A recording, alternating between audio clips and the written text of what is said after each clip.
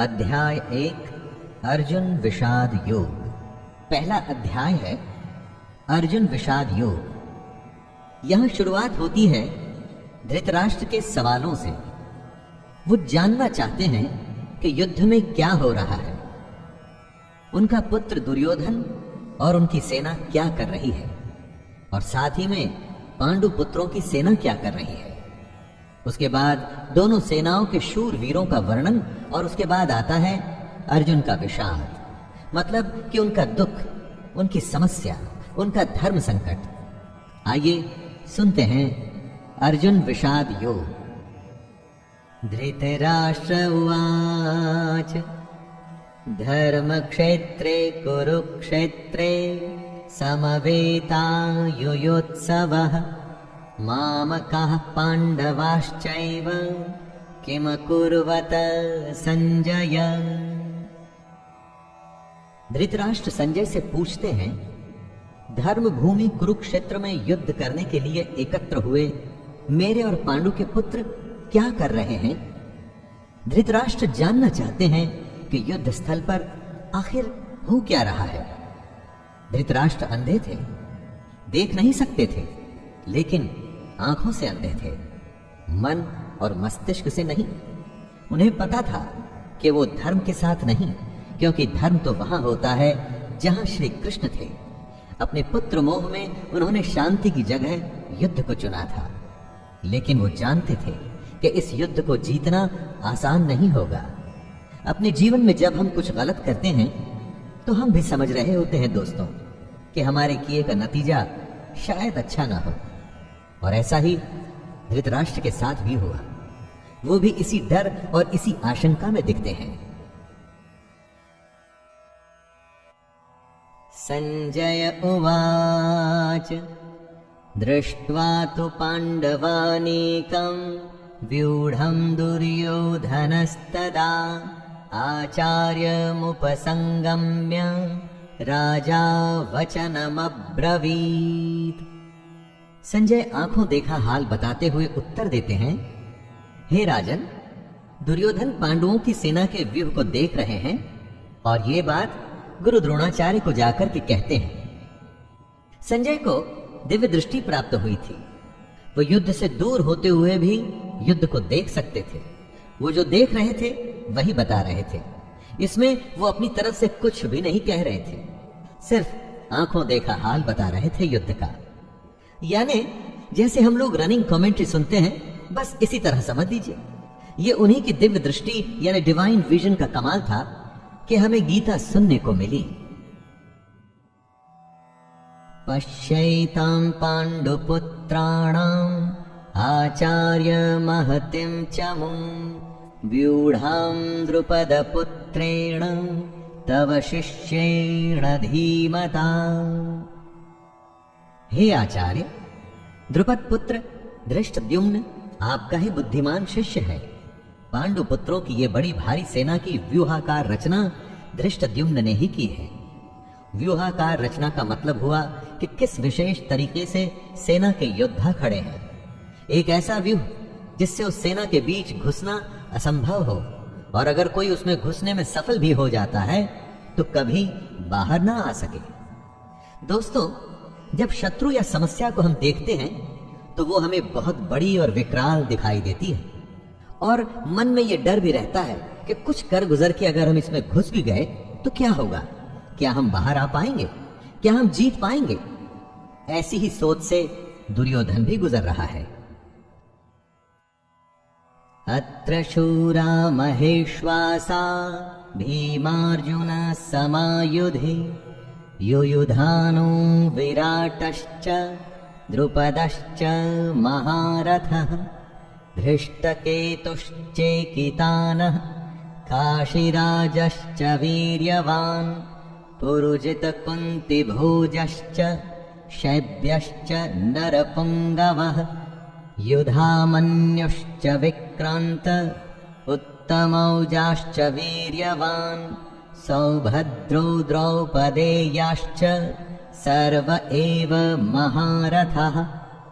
इन 3 श्लोक में दुर्योधन पांडु पुत्रों की सेना के महान योद्धाओं का नाम ले रहा है।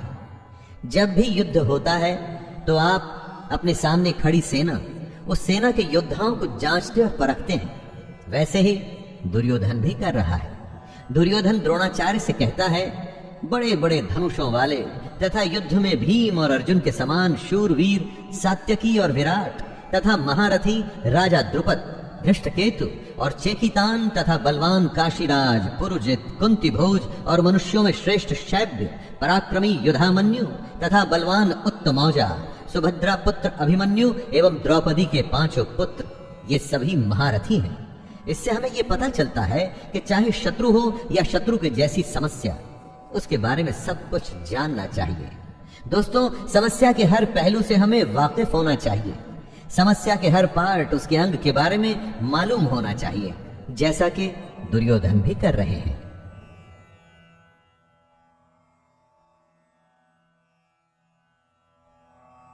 अस्माकं तु विशिष्टाये तान्निबोध द्विजोत्तमं नायका मम सैन्यस्य संज्ञार्थं तान् ब्रवीमि ते। दुर्योधन आगे कहता है, हे ब्राह्मण श्रेष्ठ, पांडवों की सेना के योद्धाओं को तो आपने देख लिया, अब अपने पक्ष में भी जो प्रधान हैं उनको भी तो आप समझ लीजिए। द्रोणाचार्य की जानकारी के लिए शत्रु की सेना के बाद दुर्योधन अपनी सेना के जो जो सेनापति हैं उनके बारे में बतलाता है। समस्या के बारे में सब कुछ जान लेने के बाद बारी आती है अपने पक्ष में सोचने की।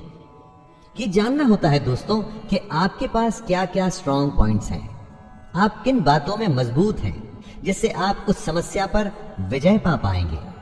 जैसे आपने समस्या के हर पहलू के बारे में सोचा, उसी तरह से आपको स्वयं का भी आकलन कर लेना चाहिए।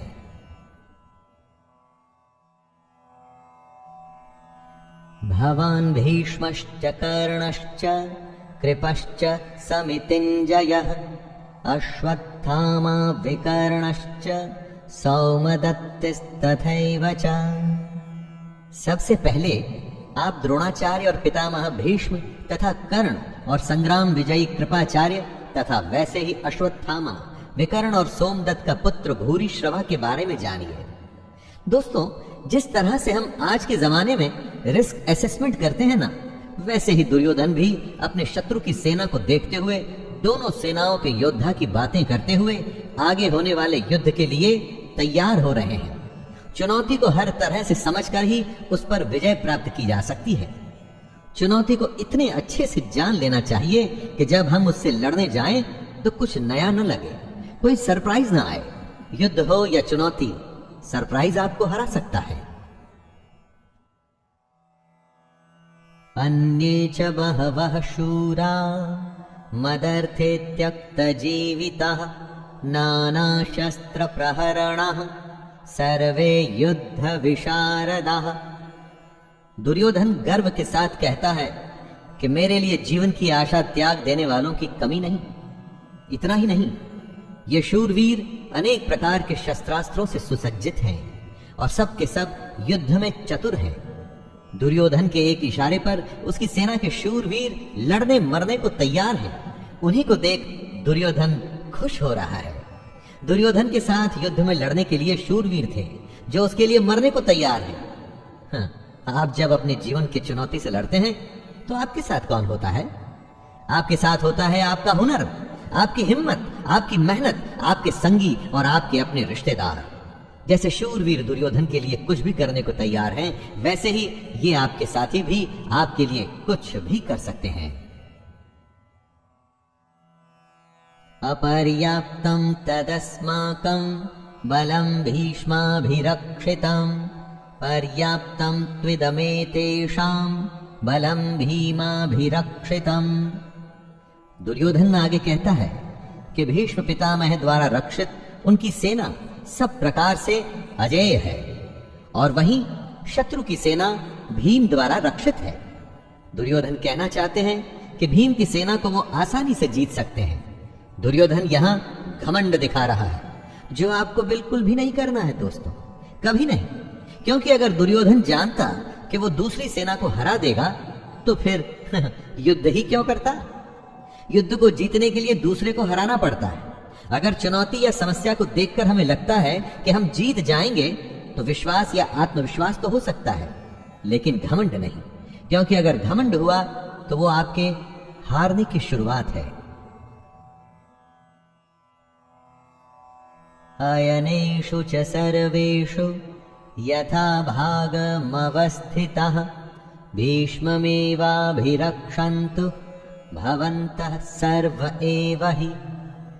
दोनों सेनाओं के इस तरह के वर्णन से दुर्योधन अपनी इस बात पर पहुंचना चाहता था, और वो ये कि हर किसी को अपने अपने मोर्चों पर अपनी अपनी जगह स्थित रहते हुए निसंदेह भीष्म पितामह की रक्षा करनी है। कहने का मतलब, आप होने वाले युद्ध में सबसे अधिक उसकी रक्षा करते हैं जो आपके लिए युद्ध के लिए सबसे अधिक आवश्यक हो। जैसे कि दुर्योधन और उसकी सेना के लिए भीष्म पितामह है। भीष्म पितामह के हारने का मतलब था कि युद्ध हार जाना, और उनके बचे रहने का मतलब कि आप युद्ध हार नहीं सकते। अपनी सबसे बहुमूल्य चीज को तब तक बचा के रखना चाहिए जब तक कि आप युद्ध पर विजय प्राप्त न कर लें।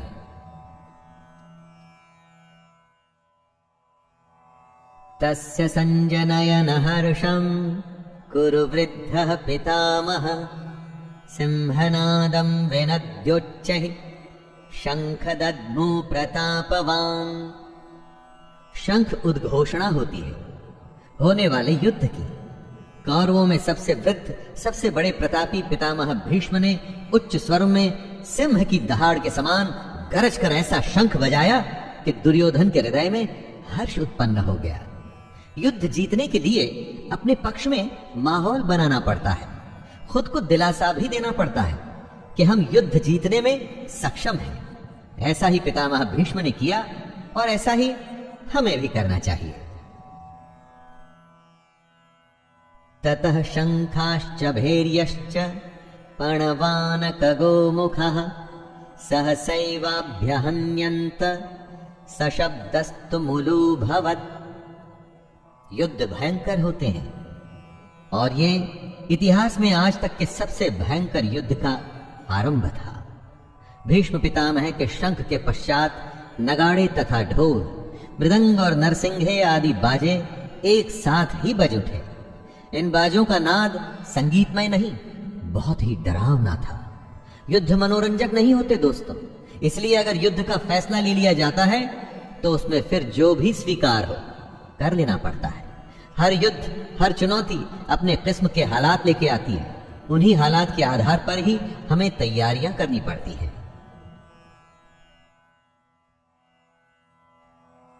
ततः श्वेतैर्हयैर्युक्ते महति स्यन्दने स्थितौ माधवः पाण्डवश्चैव दिव्यौ शंखौ प्रदद्मतुः।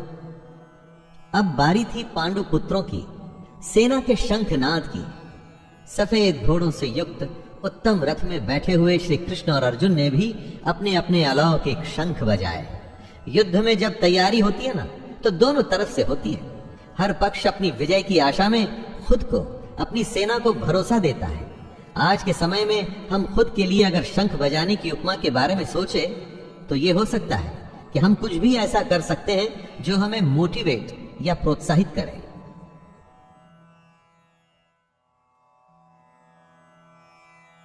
पांचजन्यम ऋषिकेशो देवदत्तं धनंजयः पौंड्रं दद्मौ महाशंख भीमकर्मा वृकोदरः। श्री कृष्ण के शंख का नाम है पांचजन्य। अर्जुन के देवदत्त और भयानक कर्म वाले भयानक भीमसेन ने अपना पौंड्र नामक महाशंख बजाया। अपने जीवन में इसी तरह से हम भी अपने युद्ध, अपनी चुनौती में आगे बढ़ने के लिए अपनी मोटिवेशन चुन सकते हैं। कुछ लोगों के लिए संगीत ऐसा काम करता है, कुछ के लिए भगवान को याद करना, या कुछ के लिए माता पिता का आशीर्वाद। अपने शंख आप स्वयं चुनिए और युद्ध के लिए तैयार हो जाइए।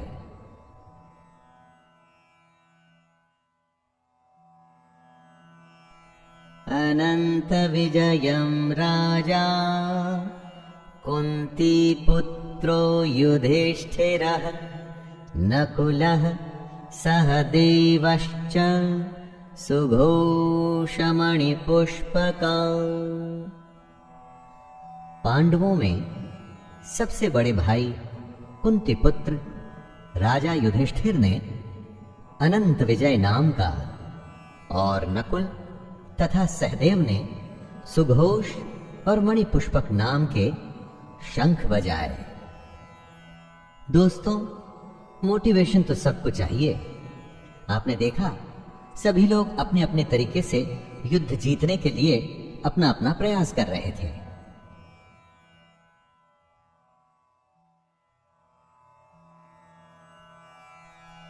काश्यश्च परमेश्वासः शिखण्डी च महारथः धृष्टद्युम्नो विराटश्च सात्यकिश्च पराजितः द्रुपदो द्रौपदेयाश्च सर्वशः पृथ्वीपते सौभद्रश्च महाबाहो शंखान् दद्मुः पृथक् पृथक्। हर शंख की अलग ध्वनि, अपना एक अलग अस्तित्व। युद्ध का हर योद्धा अपनी उपस्थिति दर्ज कर रहा है। श्रेष्ठ धनुष वाले काशीराज और महारथी शिखंडी एवं धृष्टद्युम्न तथा राजा विराट और अजेय सात्यकी, राजा द्रुपद एवं द्रौपदी के 5 पुत्र और बड़ी भुजा वाले सुभद्रा पुत्र अभिमन्यु। संजय धृतराष्ट्र को बताते हैं कि हे राजन, सबने अपनी ओर से अलग अलग शंख बजाए। दोस्तों, महाभारत का युद्ध ऐसा था जिसमें हर बड़े से बड़े योद्धा भाग ले रहा था। ऐसे विरले मौके को कोई कैसे छोड़ सकता था? हमारे लिए ध्यान देने की बात यह है कि सच्चा योद्धा तो वही है जो युद्ध के लिए तत्पर रहे। युद्ध को आप जीवन माने, चुनौती माने, जो भी माने, लेकिन उसके लिए हमेशा तैयार रहे। इसलिए हर योद्धा शंख बजा बजा के सबको अपने होने का आभास करवा रहा है। सघोषो धार्तराष्ट्राणां हृदयानि व्यदारयत् नभश्च पृथिवीं चैव तुमुलो व्यनुनादयन्। युद्ध से पहले जैसे आप शत्रु को अपनी शक्ति दिखा के डराने का प्रयास करते हैं, वैसे ही यहां भी हो रहा है। संजय कहते हैं कि इस भयानक शब्द ने आकाश और पृथ्वी को भी गूंजाते हुए धार्त राष्ट्रों के अर्थात आपके पक्ष वालों के हृदय विदीर्ण कर दिए। जब आप हुंकार भरते हैं, वॉर क्राई देते हैं, तो बड़े से बड़े शत्रु को भी डर लगता है। यह हुंकार ऐसी होनी चाहिए कि शत्रु सोचे कि वो किससे युद्ध करने जा रहा है। आप चाहे इंटरव्यू के लिए जाएं, किसी से मिलने जाएं, आपका हुनर, आपकी प्रतिभा ऐसी होनी चाहिए कि सामने वाला आपके कौशल से प्रभावित हो जाए। अर्जुन उवाच अथ व्यवस्थितान् दृष्ट्वा धार्तराष्ट्रान् कपिध्वजः प्रवृत्ते शस्त्रसम्पाते धनुरुद्यम्य पाण्डवः ऋषिकेशं तदा वाक्यम् इदमाह महीपते सेनयोरुभयोर्मध्ये रथं स्थापयमेच्युत। अर्जुन अपने मोर्चा बांधकर डटे हुए धृतराष्ट्र संबंधियों को देखते हैं, फिर अपना धनुष उठाकर ऋषिकेश श्री कृष्ण से कहते हैं, हे अच्युत, मेरे रथ को दोनों सेनाओं के बीच में खड़ा कीजिए। अच्युत अर्थात अटल, जो अपने स्थान से हटता नहीं, जिसका नाश नहीं हो सकता। श्री कृष्ण का एक नाम अच्युत भी था और अर्जुन अपने सारथी से दोनों सेनाओं के बीच में जाने को कह रहे हैं। अर्जुन ने श्री कृष्ण को इसलिए चुना था कि वो जानता था कि जब साक्षात भगवान उसके साथ हैं तो मतलब धर्म उसके साथ है। जिसके साथ धर्म होता है वो कभी हार नहीं सकता।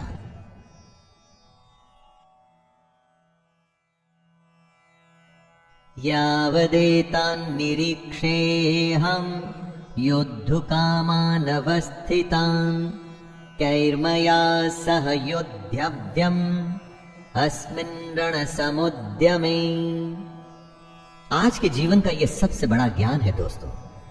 युद्ध कोई भी हो सकता है, किसी भी प्रकार का, पर्सनल या बिजनेस से जुड़ा हुआ, लेकिन दोनों पक्षों के बीच में जाकर आप युद्ध की सही अवस्था के बारे में जान सकते हैं।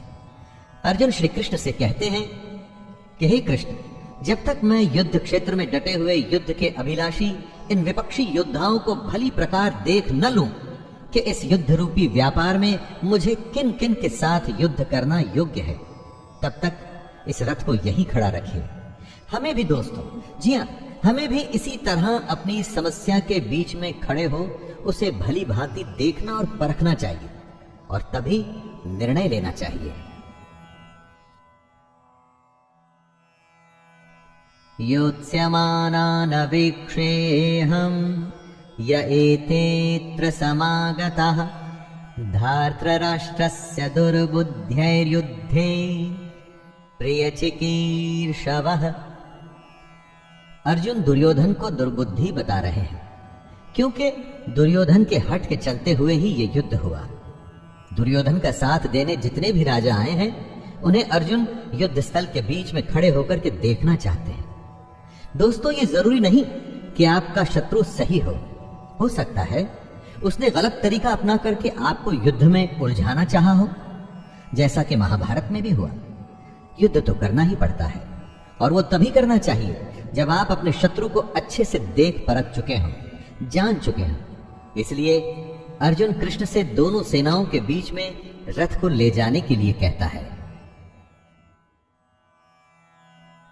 संजय उवाच एवमुक्तो ऋषिकेशो गुडाकेशेन भारत सेनयोरुभयोर्मध्ये स्थापयित्वा रथोत्तमम् भीष्मद्रोण प्रमुखतः सर्वेषां च महीक्षिताम् उवाच पार्थ पश्यैतान् समवेतान् कुरुनिति। संजय अपना आंखों देखा हाल बताते हैं। हे धृतराष्ट्र, जैसा कि अर्जुन ने कहा था, श्री कृष्ण ने दोनों सेनाओं के बीच में भीष्म और द्रोणाचार्य के सामने तथा संपूर्ण राजाओं के सामने रथ को खड़ा करके इस प्रकार कहा, हे पार्थ, युद्ध के लिए जुटे हुए इन कौरवों को देख। पार्थ अर्जुन का ही नाम है दोस्तों, उस अर्जुन का नाम है जो शंका में बस घिरने ही वाला है। पार्थ हम सब भी हो सकते हैं, और अगर हम अपने आप को शंका में घिरा पाते हैं तो मदद करने के लिए कृष्ण भी दूर नहीं होते और ना ही उनकी गीता दूर होती है। तत्रापश्यत् स्थितान् पार्थः पितॄनथ पितामहान् आचार्यान् मातुलान् भ्रातॄन् पुत्रान् पौत्रान् सखींस्तथा। कुंती का एक नाम पृथा भी था। पृथा पुत्र अर्थात कुंती पुत्र। पार्थ दोनों ही सेनाओं के मध्य में उपस्थित ताऊ, चाचा, दादा, परदादा, गुरु, मामा, भाइयों, पुत्रों, पोतों को देख रहे हैं। महाभारत को इसीलिए तो धर्म युद्ध कहा गया है, ऐसा युद्ध जो धर्म के लिए किया गया था। और इस युद्ध का एक बड़ा परिवार दो हिस्सों में बंट गया था। आधे सगे संबंधी एक तरफ और आधे दूसरी तरफ। हर किसी को फैसला करना था कि वो युद्ध में किसका साथ देना चाहता है, दुर्योधन का या अर्जुन का। श्वशुरान् सुहृदश्चैव सेनयोरुभयोरपि तान् समीक्ष्य स कौन्तेयः सर्वान् बन्धून् अवस्थितान्। इन सब सगे संबंधियों के साथ साथ अर्जुन अपने मित्रों को, ससुरों को, सुहृदयों को देख रहे हैं, विचार कर रहे हैं। पूरा जीवन पांडु पुत्रों, धृतराष्ट्र पुत्रों के साथ बिताया। सारे सगे, सारे संबंधी एक ही तो हैं, दोनों पक्ष में अपने ही तो लोग हैं, किंतु अब अपनों के ही दो पक्ष बन गए हैं। उसमें से एक पक्ष शत्रु का है।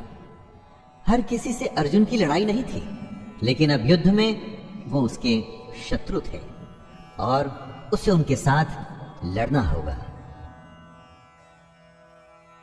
अर्जुन उवाच कृपया परयाविष्टो विषीदत्रिदमब्रवीत् दृष्टेवमं स्वजनं कृष्ण युयुत्सुं समुपस्थितिम्।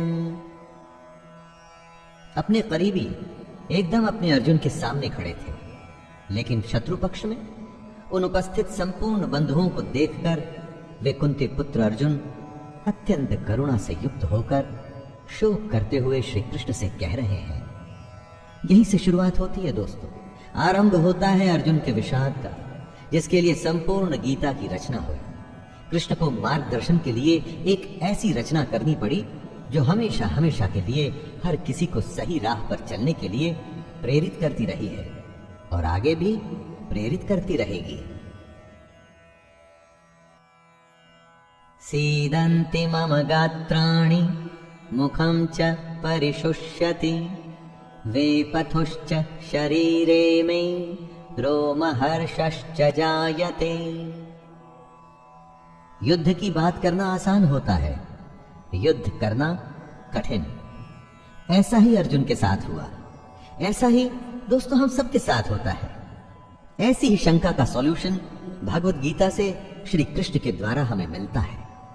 दुखी अर्जुन कहते हैं, हे कृष्ण, युद्ध क्षेत्र में डटे हुए युद्ध के अभिलाषी इस स्वजन समुदाय अपनों को देखकर मेरे अंग शिथिल हुए जा रहे हैं, जैसे अंगों में शक्ति ना हो और मुख सूखा जा रहा है तथा मेरे शरीर में कंप व रोमांच हो रहा है। न जाने कितनी ही बार ऐसा हम सबके साथ होता है कि जब युद्ध के सम्मुख होते हैं तो जैसे शक्ति खत्म हो जाती है। परीक्षा की घड़ी के समय पर भी ऐसी ही घबराहट होती है ना।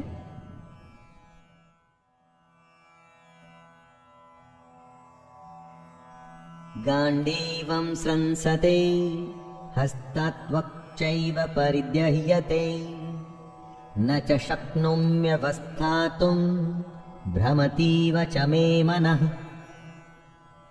अर्जुन अपने दुख को बता रहे हैं। उनका दुख दोस्तों हमारी दुविधाओं से अलग नहीं है। चाहे हम परीक्षा दे रहे हों, चाहे बिजनेस करने जा रहे हों, चाहे कोई बड़ा मैच खेलने जा रहे हों, कितने ही ऐसे मौके आते हैं जब हम स्वयं को अर्जुन की अवस्था में पाते हैं। लगता है जैसे कि हम युद्ध के लायक ही नहीं, युद्ध हम कर ही नहीं पाएंगे। अर्जुन के हाथ से उनका गांडीव धनुष गिर रहा है और त्वचा भी बहुत जल रही है तथा उनका मन भ्रमित सा हो रहा है, इसलिए वो खड़े रहने में भी समर्थ नहीं है।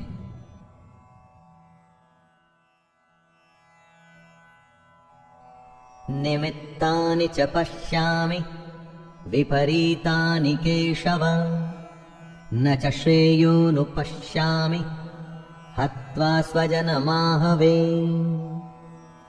विश्व का सबसे बड़ा योद्धा अर्जुन हताश है।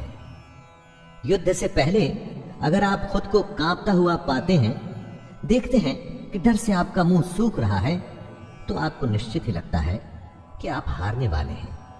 दुनिया खत्म सी होती दिखती है, चारों तरफ अंधकार सा महसूस होता है। ऐसे ही समय में हमें एक मार्गदर्शक की जरूरत होती है। इसीलिए अर्जुन कहते हैं, हे केशव, मैं लक्षणों को भी विपरीत ही देख रहा हूं तथा युद्ध में स्वजन समुदाय को मारकर कल्याण भी नहीं दिखता। यानी अपनों की जान लेके मुझे क्या फायदा होगा। न कांक्षे विजयं कृष्ण न च राज्यं सुखानि च किं नो राज्येन गोविन्द किं भोगैर्जीवितेन वा। अर्जुन बात को स्पष्ट रखते हैं, डर में सब व्यर्थ लगता है। अर्जुन कहते हैं, हे कृष्ण, मैं न तो विजय चाहता हूं और न राज्य, और न ही मैं सुखों को चाहता हूं।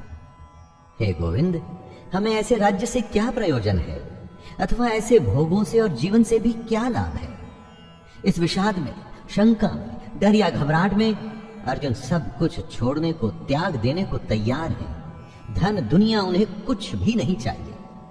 वो ऐसे भयभीत और डर गए हैं कि दुनिया की हर खुशी को छोड़कर इस समय बस इस युद्ध से बचना चाहते हैं।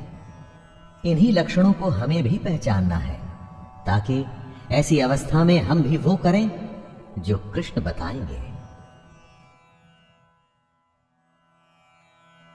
येषामर्थे काङ्क्षितं नो राज्यं भोगाः सुखानि च त इमेव स्थिता युद्धे प्राणांस्त्यक्त्वा धनानि च। अर्जुन कहते हैं, हमें जिनके लिए राज्य भोग और सुखादि अभिष्ट हैं, वे ही ये सब धन और जीवन की आशा को त्याग कर युद्ध में खड़े हैं। सोचिए, जीवन का हर युद्ध, हर काम हम अपनों के लिए करते हैं। हमारा सारा काम, सारे फायदे, सारी सुख शांति, भाग दौड़ सिर्फ और सिर्फ अपनों के लिए होती है, और यहां पर हमें अपनों को ही मारना पड़ रहा है। इससे बड़ी क्या दुविधा होगी। अब वही अपने आप को मारने के लिए खड़े हैं और आपको भी उन्हें मारना पड़ेगा। ऐसी दुनिया किस काम की? यही उलझन अर्जुन के मन में है।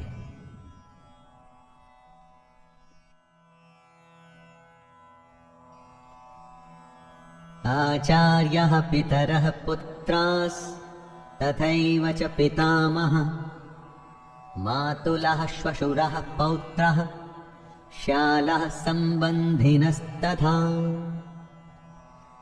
अर्जुन के सामने खड़े हैं उनके गुरुजन, ताऊ, चाचे, लड़के, दादे, मामे, ससुर, पौत्र, साले और भी कई सारे संबंधी लोग।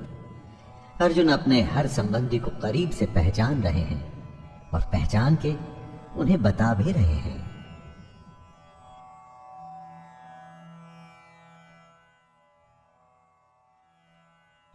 एतान्न हन्तुमिच्छामि न तोऽपि मधुसूदन अपि त्रैलोक्य राज्यस्य हेतुः किं नु महि कृते।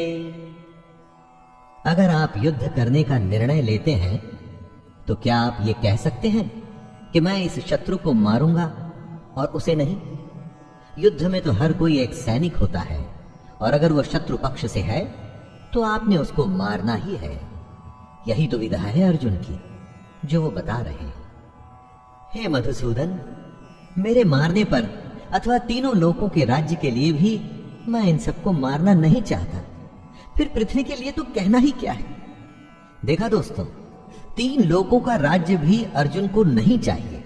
अगर उसके लिए उसे अपनों का वध करना पड़ता है तो उसे वो नहीं चाहिए। दोस्तों, जीवन में कई बार ऐसी घड़ी आती है जब हमको जो सबसे प्रिय है ना, उसका त्याग करना पड़ता है, क्योंकि हमें अपने ध्येय की ओर बढ़ना पड़ता है। और अगर हम ऐसा करते हैं तभी हमें ध्येय की प्राप्ति होती है। तब क्या अपनी सबसे प्यारी चीज को हम छोड़ सकते हैं?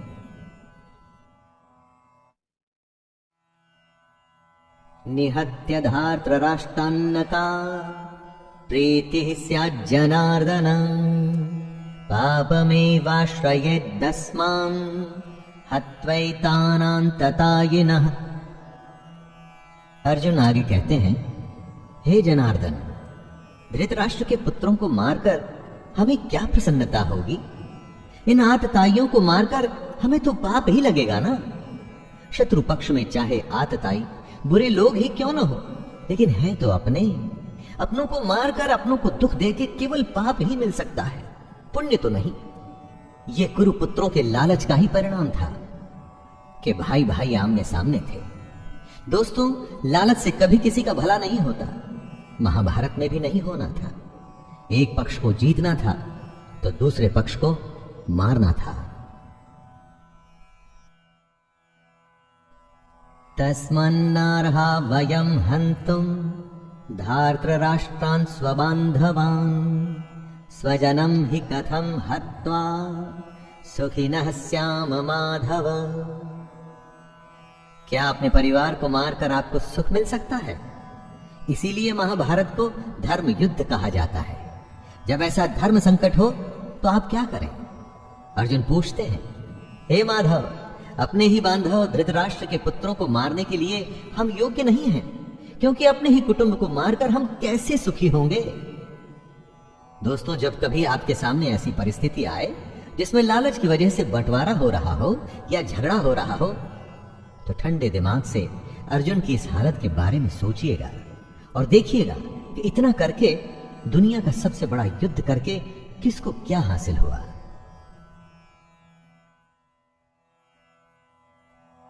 यद्यप्येते न पश्यन्ति लोभोपहत चेतसः कुलक्षयकृतं दोषं मित्रद्रोहे च पातकम् कथं न ज्ञेयमस्माभिः पापादस्मान्निवर्तितुम् कुलक्षयकृतं दोषं प्रपश्यद्भिर्जनार्दन। आपका शत्रु किसी भी प्रकार के पाप को करने को तैयार है, लेकिन आप समझते हैं कि जो गलत है, अनुचित है, वो नहीं करना चाहिए। इन दो श्लोक में अर्जुन ने इसी दुविधा को बताया है। यद्यपि लोभ से भ्रष्ट चित्त हुए ये लोग कुल के नाश से उत्पन्न दोष को और मित्रों से विरोध करने में पाप को नहीं देखते, तो भी हे जनार्दन, कुल के नाश से उत्पन्न दोष को जानने वाले हम लोगों को इस पाप से हटने के लिए क्यों नहीं विचार करना चाहिए? दुश्मन गलत कर रहा है, वो ये नहीं समझता, लेकिन आप तो समझते हैं। तो समझदार होने के नाते क्या आपको युद्ध से हटने के लिए नहीं सोचना चाहिए? लेकिन अगर युद्ध से हट गए तो उसे आपकी हार मानी जाएगी। क्या उसके लिए आप तैयार होंगे दोस्तों?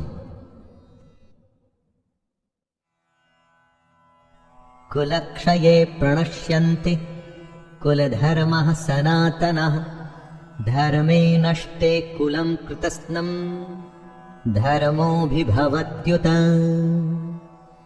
जहां परिवार खत्म हो जाता है वहां कुछ नहीं बचता। कुल का नाश होने का मतलब सब कुछ खत्म हो जाना होता है। ऐसी ही स्थिति में अर्जुन फंसे हुए हैं। वो कहते हैं कुल के नाश से सनातन कुल धर्म नष्ट हो जाते हैं तथा धर्म का नाश हो जाने पर संपूर्ण कुल में पाप भी बहुत फैल जाता है। अर्जुन जो कहना चाहते हैं वो ये है कि अगर परिवार नष्ट होता है तो धर्म नष्ट होता है। धर्म के नष्ट होने से पूरे कुल, संपूर्ण परिवार में पाप बढ़ जाता है। परिवार ही है जो हमें अपनी जड़ों से, अपने गुणों से, अपने आदर्शों से जोड़ के रखता है। उसके खत्म होते ही समाज में चारों तरफ पाप बढ़ने लगता है। दोस्तों, आप चाहें तो अपने चारों तरफ भी देख सकते हैं। जहां परिवार का सम्मान नहीं, वहां किसी भी बात का सम्मान नहीं होता और समाज पतन की ओर ही जाता है। अधर्माभिभवात् कृष्ण प्रदुष्यन्ति कुलस्त्रियः स्त्रीषु दुष्टासु वाष्णेर्य जायते वर्णसंकरः। परिवार की भलाई उसकी स्त्रियों पर निर्भर करती है। अगर कोई घर बनता है तो वो परिवार की महिला की वजह से बनता है। जिस घर में महिला नहीं होती तो कहते हैं कि उस घर का कोई भविष्य ही नहीं। और अगर ये स्त्रियां दूषित या करप्ट हो जाएं तो उसका क्या असर होता है? अर्जुन कहते हैं, हे कृष्ण, हे कृष्ण, पाप के अधिक बढ़ जाने से कुल की स्त्रियां अत्यंत दूषित हो जाती हैं और स्त्रियों के दूषित हो जाने पर वर्ण संकर उत्पन्न होता है। संकरो नरकायैव कुलघ्नानां कुलस्य च पतन्ति पितरो येषां लुप्तपिंडोदकक्रियाः। वर्ण संकर का यहां पर मतलब है जहां वर्ण या समाज की मर्यादाओं को सम्मान न देते हुए गलत तरीके से, गलत वर्णों के मेल से जब संतान की उत्पत्ति होती है तो वो सब कुछ खत्म कर देती है। इसीलिए समाज के नियम बड़े सोच समझकर बनाए गए होते हैं दोस्तों, और इतने हजारों वर्षों की सोच और उस नियमों को बिना सोचे समझे नहीं तोड़ना चाहिए। अर्जुन इसी बात का वर्णन कर रहे हैं कि हे कृष्ण, वर्ण संकर कुल घातियों को और कुल को नरक में ले जाने के लिए ही तो होता है। लिप्त हुई पिंड और जल की क्रिया वाले अर्थात श्राद्ध और तर्पण से वंचित इनके पितर लोग भी अधोगति को प्राप्त होते हैं। दोषैरेते कुलघ्नानां वर्ण संकर कारकैः उत्साद्यन्ते जाति धर्मः कुल धर्माश्च शाश्वतः। अर्जुन ने कहा, इन वर्ण संकर कारक दोषों से कुल घातियों के सनातन कुल धर्म और जाति धर्म नष्ट हो जाते हैं। जहां वर्ण संकर होता है ना, वहां धर्म का नाश निश्चित है। वर्ण संकर की वजह से, जैसा कि अर्जुन ने बताया, कुल के धर्म का नाश होता है और जाति के धर्म का भी नाश हो जाता है। जब कोई अपने धर्म का पालन नहीं करेगा, अपने कर्तव्य का निर्वाह नहीं करेगा और समाज मनमानी करके अगर कोई नियम नहीं मानेगा, तो फिर समाज समाज कैसे रह जाएगा? समाज तो नाम ही कायदे और कानून का है, जहां सब सम्मान से, बिना किसी डर के एक साथ रह सके। उत्सन्न कुल धर्माणाम मनुष्याणाम जनार्दनम नरके नियतं वासो भवतीत्यनुशुश्रुमा। हे जनार्दन, जिनका कुल धर्म नष्ट हो गया है, ऐसे मनुष्यों का अनिश्चित काल तक नरक में वास होता है, ऐसा हम सुनते आए हैं। महाभारत के समय कुल की मान्यता इतनी थी दोस्तों कि अगर किसी के कुल का नाश हो जाता था तो माना जाता था कि अब यह हमेशा के लिए नरक में ही रहेगा। इसीलिए कुल की रक्षा करना, उसके सम्मान को बचाना, उसका नाम करना इतनी बड़ी बात मानी जाती थी। अर्जुन ही नहीं, ऐसा हम भी सुनते आए हैं कि जो धर्म का, कुल का सम्मान नहीं करते, वो सीधे नरक को जाते हैं। इसे आप ऐसा भी मान सकते हैं कि जहां धर्म नहीं होता, वो जगह अपने आप ही नरक बन जाती है। अपनी चारों तरफ देखिए ना, ऐसी कई जगहें आपको आज के युग में भी दिख जाएंगी।